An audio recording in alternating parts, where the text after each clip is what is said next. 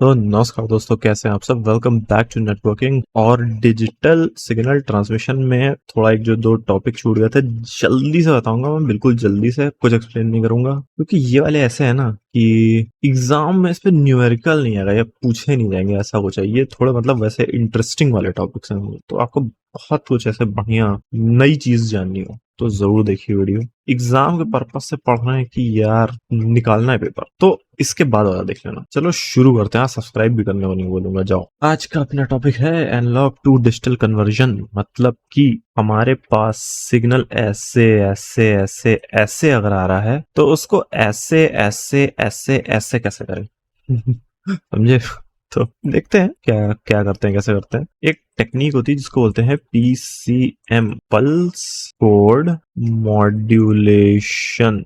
अगर आपने पहला वीडियो देखा है मेरा नेटवर्किंग का सीरीज का, तो पल्स कोड मॉड्यूलेशन उसमें मैं बता चुका हूँ। ऑडियो वेव्स के बारे में बताया था, लेकिन जो रेगुलर डेटा का सिग्नल होता है उसको भी सेम तरीके से कन्वर्ट करते हैं डिजिटल में। ऑडियो वाले में क्या बताया था, ये आपकी वेव है, इसको सैंपल करेंगे, इसमें डेटा पॉइंट लगाएंगे खूब सारे, फिर इनकी डिस्क्रीट वैल्यूज को 1010 में कन्वर्ट करके भेज देंगे। एग्जैक्टली सेम प्रोसेस होता है पल्स कोड मॉड्यूलेशन का। एनालॉग सिग्नल को सैंपल किया जाता है, सैंपल करने के बाद क्वांटाइज किया जाता है, क्वांटाइज करने के बाद एनकोड कर दिया जाता है बिट्स में। बात खत्म। अच्छा, एक एक करके देखेंगे। पहले तो सैंपलिंग। सैंपलिंग में क्या करते हैं कि ये जो वेव फॉर्म होता है उसको टाइम क्वांटम्स में डिवाइड करते हैं। सपोजिटली ऑडियो का अगर एग्जांपल लें, अगर 48,000 हर्ट्ज सैम्पलिंग रेट है, मतलब कि एक सेकंड के पैच में उस पे 48,000 डेटा पॉइंट्स लगाए जाएंगे, और एक डेटा पॉइंट से दूसरे डेटा पॉइंट के बीच का टाइम इंटरवल कितना होगा, 1/48,000। ऑब्वियसली समझ रहे हो, इसमें थोड़ी बेसिक फिजिक्स आनी चाहिए ये समझने के लिए। एक थ्योरम होता है जिसका नाम होता है नाइक्विस्ट थ्योरम। कहता क्या है कि अगर किसी वेव को अच्छे से रीजनरेट करना है तो उसका जो सैम्पलिंग रेट है उसकी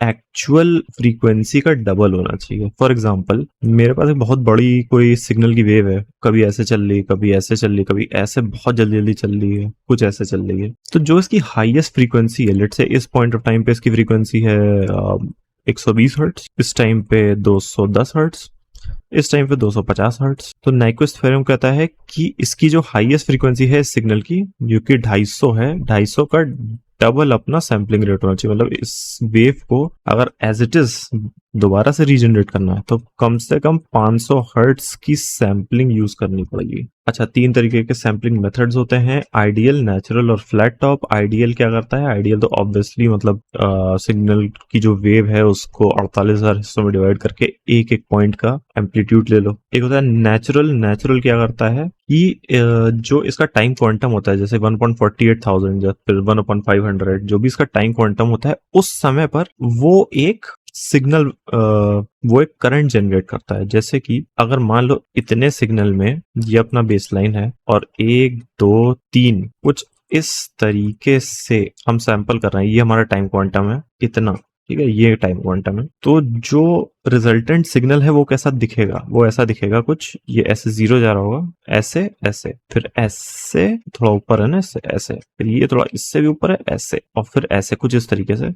तो अब आप देखें कि ये जो सिग्नल के एम्पलीट्यूड का टेंजेंट है, that is the original signal. बहुत भारी भारी शब्द इस्तेमाल कर लिया ना मैंने। अच्छा, आखिरी वाला होता है फ्लैट टॉप। इसमें क्या होता है, एक्चुअली ये मैंने थोड़ा गलत बना दिया। इसमें ऐसे एकदम से सिग्नल ऊपर जाता है, एकदम से नीचे आ जाता है, एकदम से ऊपर जाएगा, एकदम से नीचे आ जाएगा, एकदम से ऊपर जाएगा, एकदम से नीचे आ जाएगा, in between time quantums. Flat top क्या करेगा, फ्लैट टॉप ऊपर जाएगा, थोड़ी देर अपने आप को होल्ड करेगा, उसके बाद नीचे आएगा, उसके बाद फिर जाएगा, फिर होल्ड करेगा, फिर नीचे आएगा, फिर ऐसे ऐसे कुछ इस तरीके से फ्लैट टॉप चलता है। तो सैम्पलिंग करने के तीन तरीके, सबसे ज्यादा यूज होता है फ्लैट टॉप, बिकॉज सबसे आसान होता है फ्लैट टॉप। अच्छा ठीक है, सैम्पलिंग हो गई। अब क्या करते हैं, क्वांटाइजेशन करते हैं। क्वांटाइजेशन। क्वांटाइजेशन क्या होता है, मान लो मैंने कुछ ऐसे ऐसे ऐसे ऐसे ऐसे ऐसे ऐसे ऐसे ऐसे कुछ ऐसे सैम्पलिंग की हुई है, ठीक है, ये मेरे एम्पलीट्यूड्स हैं। अब क्या करेंगे कि इसको हम डेल्टाज में डिवाइड कर देंगे। डेल्टा में कैसे डिवाइड करेंगे, लेट से एक हॉरिजॉन्टल लाइन ये, लेट से एक हॉरिजॉन्टल लाइन ये, दूसरी ये, तीसरी ये, चौथी वाली ये, ठीक है। तो अब अगर इसके और इसके बीच में सिग्नल है तो हम उसको बोलेंगे 1 डेल्टा, यानी कि वो जो सिग्नल है वो इस ऊपर वाली लाइन को हक करेगा। अगर इसके बीच में है तो 2 डेल्टा होगा, वो इस लाइन को हक करेगा। अगर 3 डेल्टा है तो इसको, ठीक है, कुछ इस तरीके से। अभी अगर मैं इनकी बात करूं तो ये 1, फिर ये 3, फिर ये 4, फिर ये 3, फिर ये 1, कुछ इस तरीके का अपना सिग्नल बनेगा जो कि एनालॉग से कुछ इस तरीके का होगा। इस चीज को बोल देते हैं क्वांटाइजेशन। और एक जो डेल्टा की लिमिट है, जैसे कि हो सकता है ये 5 वोल्ट हो, या हो सकता है कि 10 वोल्ट का एक डेल्टा हो, 105 वोल्ट का एक डेल्टा हो, कुछ भी हो सकता है। तो ये डिटरमाइन कैसे कर, तो डेल्टा मतलब कि V max minus V minimum divide by L. अच्छा, V max V min L क्या है? वी मैक्स मतलब कि मैक्सिमम कहां तक वोल्टेज जा रहा है, वी मिनिमम मतलब मिनिमम कहां तक वोल्टेज जा रहा है, और एल, एल मतलब कि हमें कितने जोन्स बनाने हैं। जैसे कि अगर 8 जोन्स बनाने हैं, ऊपर 4 नीचे 4, तो एल की वैल्यू 8 हो जाएगी। इससे हमें पता चलेगा कि हमें कितने वोल्टेज का डेल्टा लेना है, ठीक है। तो सैम्पलिंग, ये डंडियां खींच दी। क्वांटाइजेशन मतलब कि काट दिया, हिस्से बांट दिए डंडियों के लिए, ताकि वो समझ पाए कि कहाँ पे जाके चिपकना है। अच्छा, आखिरी स्टेप क्या होता है? आखिरी स्टेप होता है एनकोडिंग। एनकोडिंग कैसे करते हैं? तो एनकोडिंग कुछ इस तरीके से करते हैं। अगर मान लीजिए हमने एल की वैल्यू ली थी कितनी, 8, यानी कि 8 हिस्सों में, 1 2 3 4 5 6 7 8, ऐसे 8 हिस्सों में इसको बांट दिया, तो सबको कुछ ना कुछ वैल्यू दे देंगे ना, 7 6 5 4 3 2 1 0। तो लेट अस सपोज अगर ये वेव 1 पे है या फिर 3 पे है मान लो, तो ऑब्वियसली इस पॉइंट पे जो डेटा हम एनकोड करेंगे उसको 0 1 1 लिख देंगे, है ना, कुछ ऐसा ही तो करेंगे। नेक्स्ट अप ये वाली अपनी 5 पे है तो इसको 1 0 1 लिख देंगे। तो ये अपना बिट सीक्वेंस जनरेट हो जाएगा, 0 1 1 1 0 1, ऐसे करते करते एक बिट सीक्वेंस जनरेट होगा। ये चीज एनकोडिंग हो गई। अच्छा, प्रॉब्लम क्या है, इसमें एरर्स आती हैं। जैसे कि ये कंप्लीटली 3 तो नहीं है, 3 से मान लो थोड़ा सा कम है, 4 से थोड़ा सा कम है, तो थोड़ी नेगेटिव या पॉजिटिव एरर आती है इसमें। तो जो फाइनली सिग्नल, फॉर एग्जाम्पल मान लीजिए एनालॉग सिग्नल ऐसा था, तो फाइनली जो डिजिटल सिग्नल होता है वो कुछ इस तरीके का बन के आता है, लाइक दिस। थोड़ा गड़बड़ बनाया है बट समझ लो। So this is all about PCM की एनालॉग को डिजिटल में कैसे कन्वर्ट करते हैं, उसके बारे में। पल्स कोड मॉड्यूलेशन हमने देखा, पल्स कोड मॉड्यूलेशन में देखा कि वो कैसे होता है। स्टेप 1 सैम्पलिंग, स्टेप 2 अपना क्वांटाइजेशन, स्टेप 3 अपना एनकोडिंग। तो क्या है कि ये काफी थोड़ा सा, ये काफी जो है ना, मतलब थोड़ा कॉम्प्लेक्स प्रोसेस होता है पीसीएम।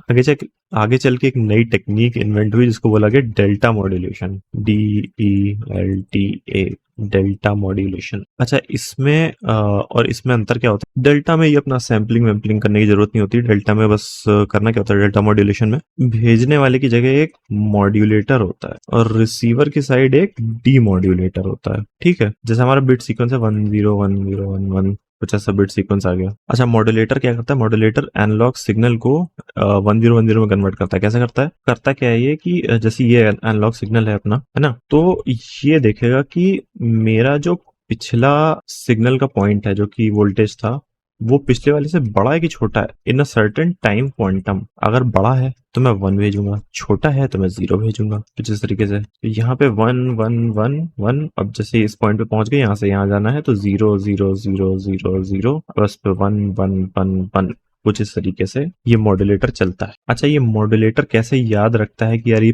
पिछला सिग्नल आया क्या था, उसको याद रखने के लिए साथ साथ ये एक सिग्नल स्टेयरकेस बना के चलता है। मतलब कि लेट से कि पहला सिग्नल अपना 0 वोल्ट पे आया था, तो अपनी मेमोरी में ये एक 0 वोल्ट की लाइन खींच लेगा। अगला आया मान लो 1 वोल्ट पे, जो उसका एम्पलीट्यूड है इस पॉइंट ऑफ टाइम पे 1 वोल्ट था, तो अब ये सीढ़ी 1 वोल्ट की होगी, फिर 2 फिर 3 फिर 4 ऐसे। और फिर यहाँ पे ये देखेगा कि यार अभी मेरा current voltage 3.7145 something something something है, पिछला वाला 4 वोल्ट था, तो अभी मैं लाके इसको यहाँ रख दूंगा, कुछ इस तरीके से। तो ऐसे एक स्टेयरकेस का इनपुट ये अपनी मेमोरी में बनाता रहता है मॉड्यूलेटर, जिससे इसको पता चलता है कि एट दिस पॉइंट मेरा जो पिछला सिग्नल था वो छोटा था या बड़ा था, व्हाटएवर। ये मॉड्यूलेटर काम होता है। डी मॉड्यूलेटर एग्जैक्टली इसके अपना उल्टे तरीके से काम करता है। वो ये सिग्नल लेगा, ये सिग्नल लेके देखेगा कि यार ये 1 है, अगर 1 है तो मुझे यार अपना सिग्नल जो है वो ऊपर भेजना है, फिर 1 आ रहा तो फिर ऊपर भेजना है। इस तरीके से ये अपना ये सिग्नल ऐसे बना देगा। डीमॉड्यूलेटर की बात कर रहा हूँ, इस वाले की डीमॉड की। तो पल्स कोड मॉड्यूलेटर, डीमॉड्यूलेटर बोल रहा हूँ, डेल्टा मॉड्यूलेटर, ये दो तरीके होते हैं एनालॉग सिग्नल को डिजिटल सिग्नल में कन्वर्ट करने के। अच्छा, एक और माइंड ब्लोइंग चीज आपको दिखाता हूँ, ये मॉड और ये डैम, ये देखो ये मॉडेम बन गया भाई। तो अपने मॉडेम में ये इस्तेमाल होता है। हंस दो यार, हंस दो, कभी हंसा करो। अच्छा, अभी डेटा ट्रांसमिट करने के थोड़े थोड़े मोड्स होते हैं, वो क्या होते हैं, मैं फिर से किताब का स्क्रीनशॉट पेस्ट कर रहा हूँ। एक होता है पैरेलल, एक होता है सीरियल। सीरियल में भी तीन अपने बाइफर्केशन होते हैं। पैरेलल मतलब कि यार देखो, अगर ये सेंडर है और मुझे 1010 भेजना है, तो ये ऐसे एक तार से 1, एक तार 0, एक तार 1, एक तार 0 भेजेगा, रिसीवर रिसीव कर लेगा, हो गया काम। ये तो पैरेलल। सीरियल में ऑब्वियसली आप समझ ही होंगे, एक ही तार होती है। अच्छा, इसमें तीन मोड होते हैं, एसिंक्रोनस, सिंक्रोनस, आइसोसिंक्रोनस। मतलब कि एसिंक्रोनस में ये मैं अपनी स्पीड से भेज रहा हूँ कुछ ऐसे ऐसा करके, रिसीवर अपनी स्पीड से ऐसे ऐसे ऐसे ऐसे ऐसे रिसीव कर रहा है। इसमें सिंस मतलब टाइमिंग का कोई रोल नहीं होता, तो क्या होता है कि पैटर्न्स के बेस पे हम डिड्यूस करते हैं कि सामने वाला बोल क्या रहा है। अगर हमने ये कॉन्ट्रैक्ट लिखा है कि जैसे 8 बिट जब तक मैं ना भेज दूं, उसके बाद कुछ रिसीव मत करना, तो ये जब तक 8 बिट रिसीव नहीं कर लेगा, भले ही इसके बाद 1880 या फिर 1800 बिट्स भेज चुका हो, कोई फर्क नहीं पड़ता। ये जब तक 8 बिट रिसीव नहीं करता, उसके बीच में कुछ नहीं रिसीव करेगा। मतलब कि अगर मैंने 8 भेज दी और उसने 8 रिसीव नहीं करी, उस 8 और 1800 के बीच में मैं जो भेजूंगा सब वेस्ट है, तो मैं भेज ही नहीं सकता। सिंक्रोनस में क्या करते हैं कि बिट्स को हम फ्रेम्स में कैद कर लेते हैं कि यार ये मेरा एक बिट सीक्वेंस है, ये एक फ्रेम है, मैं तुम्हें भेज रहा हूँ, अब रिसीवर को देखना है इसको कैसे लगाना है, क्या करना है।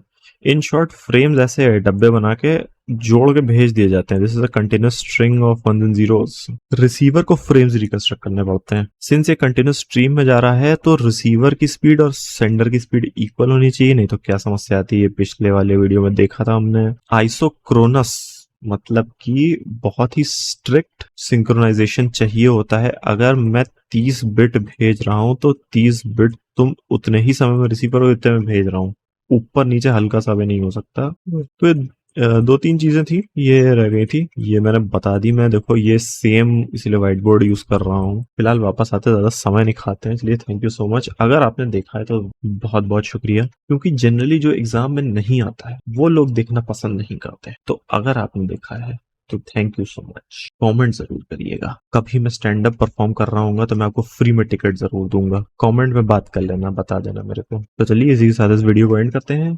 और अपना अगला टॉपिक है एनालॉग ट्रांसमिशन। एनालॉग ट्रांसमिशन पढ़ेंगे। एनालॉग ट्रांसमिशन के बाद 2-3 टॉपिक और हैं, बैंडविड्थ यूटिलाइजेशन, ट्रांसमिशन मीडिया और switching. Switching is very very important, लेकिन उसके पहले ये सारे प्री रिक्विजिट्स एक बार देख लेने पड़ेंगे। अगर मान लीजिए कि प्री रिक्विजिट्स 100 है, तो स्विचिंग में शायद हम 50 यूज करेंगे इनमें से, बट चीजें जान लेना इंपॉर्टेंट होता है। तो खैर चलिए चलते हैं, तब तक के लिए अपना ये स्वस्थ रहें, सुखी रहें, और बाय बाय।